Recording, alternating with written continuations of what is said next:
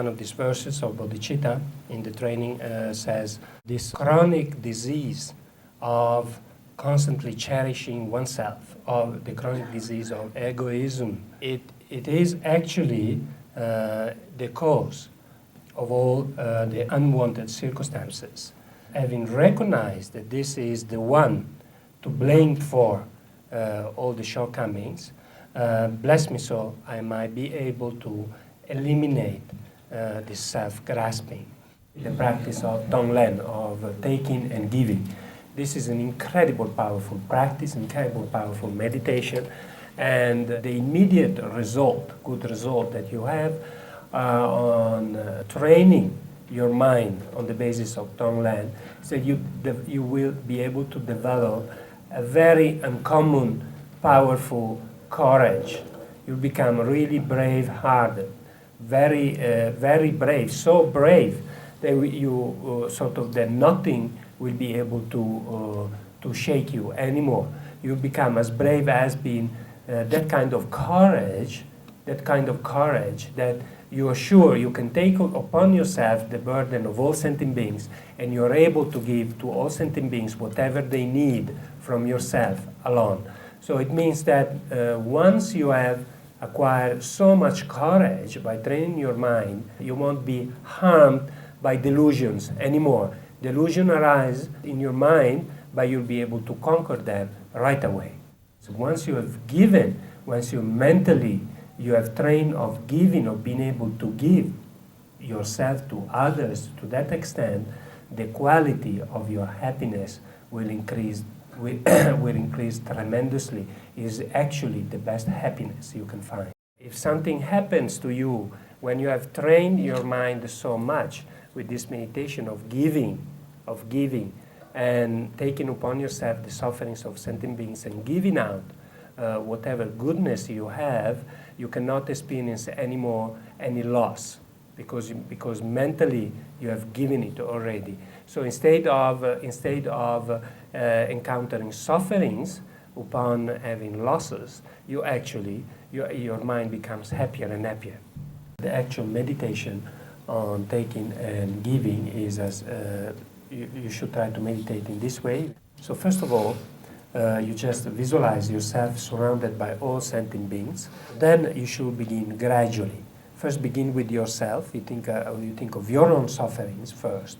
The sufferings of today, the sufferings of tomorrow, the suffering of this life, the sufferings you might and then increase it with the suffering of future life and so forth until you are comfortable accepting your own sufferings ripening upon yourself. Then slowly move over to your parents, move over to your parents, move over to your kids, move over to your husband or to your wife, to your family. And then you move over, once you're comfortable with that, you increase with all your friends. Once you're comfortable with that, you increase with all your enemies. And once you're comfortable with that, you increase with all the strangers, all the human beings. Then once you're comfortable with that, you increase with all the animals, and so on and so forth. You gradually build up the strength of your courage and your meditation until you're able to embrace all sentient beings.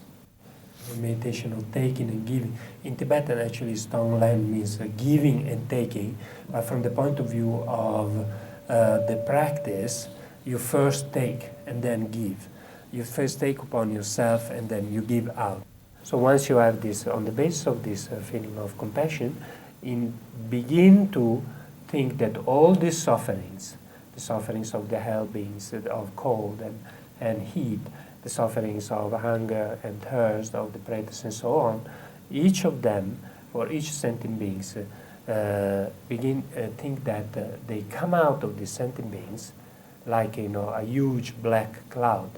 And in the nature is the sufferings of the sentient beings and the causes, all those non-virtuous actions which bring as a result that type of suffering, and they just ripen on you. They just absorb right in the center of the heart where the self-cherishing thought stays, right there, and destroys it. They think that it ripens completely everything on yourself. And by doing this, think that I'm freeing all my mother sentient beings from their sufferings. They're ripening upon me right now. Therefore, from now on, all my mother sentient beings, they will dwell in the irreversible happiness, and I myself alone am doing this. So generate a great joy at the end of your meditation of having been able to do and being able to do so. So at this point, once you have taken in this way gradually, then it is a moment of giving. Giving is done, taking is done on the basis of great compassion, wanting all sentient beings to be free from suffering. This is the meaning of compassion. So now you give with love. What is the meaning of love? Love, the wish of all sentient beings to be happy, to possess all their happiness, temporary and ultimate happiness that they wish for in accordance with their desire, exactly as they desire. By using your breath with your visualization, mounting it with love and compassion to give and to take, it will become, it becomes quite powerful and a quick method to realize the mind of enlightenment.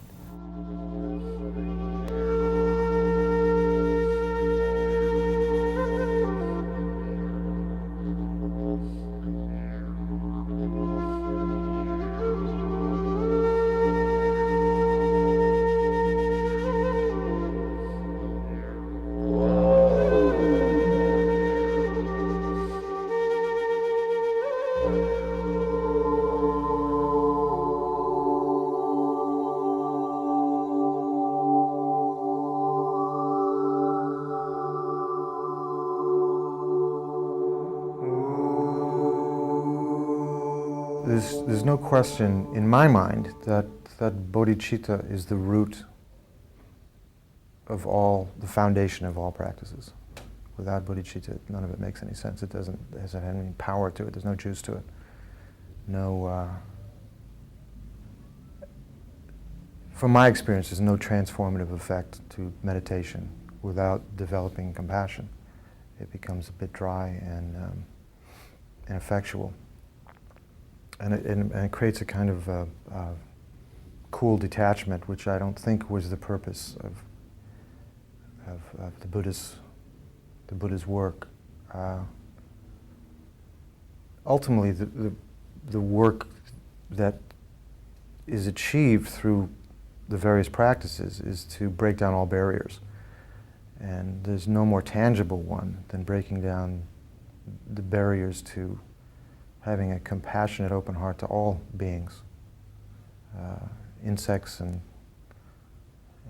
enemies included, to begin to approach a new kind of relationship with them, to me, really is the beginning of practice. There's a very powerful practice that, simple practice, that I started using years and years and years ago, and it was simply every creature that I met, whether it was a person, an insect, whatever it may be, the first thought that I allowed myself to generate towards that other being was, I wish you happiness.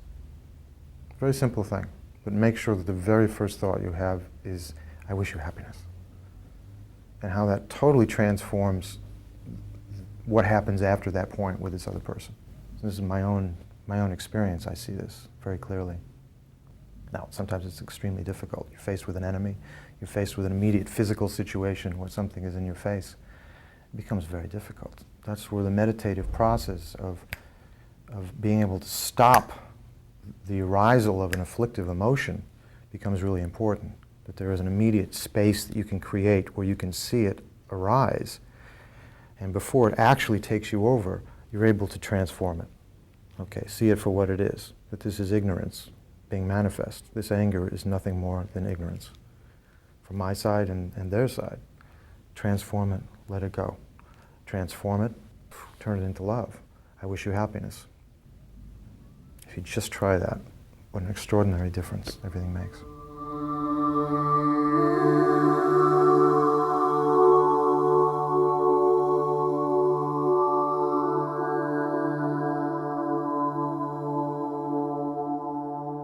Giving birth is an amazing experience, and for me the pain was so intense that it really allowed my mind to focus in a way that I very rarely, if ever, can otherwise.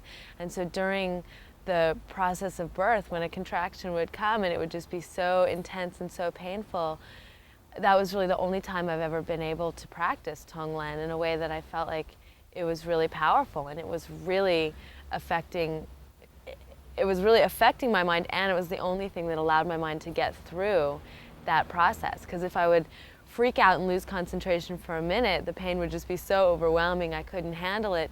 But then if I could just think of all the others out there who had either experienced that kind of pain in similar situations, or the numerous other kinds of pain that people are experiencing all the time, and I could think of trying to take on their suffering and to experience it and take it away from them in what I was feeling, it somehow helped to keep it much more focused, and it helped to keep it bearable. I got a tiny taste during that process of how powerful Tonglen can be, and how amazing, like if you really practice that all the time, and you just, or as a regular daily practice even, it would just change how you viewed the world so much. And then I think as a parent, you start to get a little opportunity to do that in the waking time. It's probably in practice, in being around my daughter, that's probably the only time really that I'll have a desire and she'll have an opposing desire, and I'll give in and do what she needs before I'll do what I need. And so it's nice to see that. And it's amazing to imagine what it would be like to have that feeling towards every other being, you know, on the planet.